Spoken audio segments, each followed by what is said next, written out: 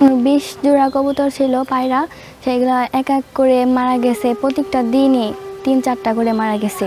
এরকম করে আস্তে আস্তে 20 জোড়া কবুতর মারা গেছে।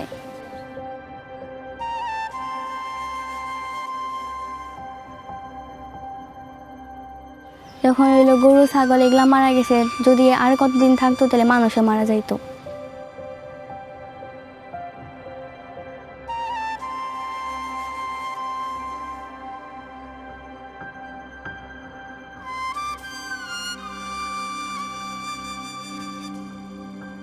আমার নাম নাইমা, আমি ক্লাস 5-এ পড়ি। আমরা এখন গোড়াই মির্জাপুর টাঙ্গাইল আছি প্রায় অনেক বছর ধরেই।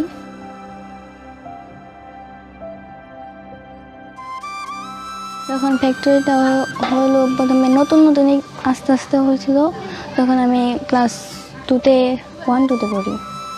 আগে হইলো ফল ধরতো, তারপরে হইলো যে ওগুলা যখন হইলো, তারপরে হইলো আস্তে আস্তে গাছ একবারে কালো হয়ে গেছে। তারপর হইলো বৃষ্টি পড়লে একবারে খালি চালে থেকে হইলো কালোই পড়ছে, কালো পানি পড়ছে গাছে থেকেও। তারপরে থেকে আর কোনো ফল ধরে না।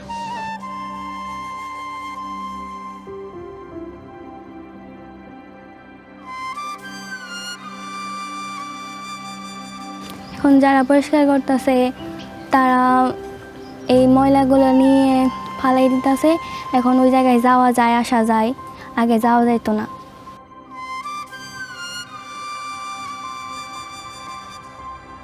এখন পায়রাগুলো অনেক ভালোভাবে বড় হচ্ছে, এখন কোনো অসুখ হয় না, কিছু হয় না, তাই ভালো লাগে।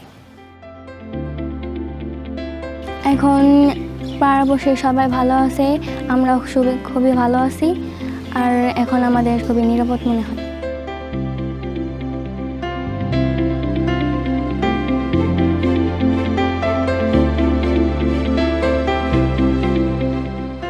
I'm Mitali from Pure Art Bangladesh. Pure Art has ensured a lead safe environment for more than 600 villagers and the future generations of Mirzapur with the support from Clarios Foundation, Tao Foundation and friends like you. Now Naima's village is a model for the government to follow to clean up thousands of other contaminated villages, and we are working hard to prevent all the other sources of lead poisoning in my country, including contaminated spices. Naima and all the other children deserve a chance to grow healthy so they can live up to their full potential. Thank you for supporting Pure Art and Project Realme.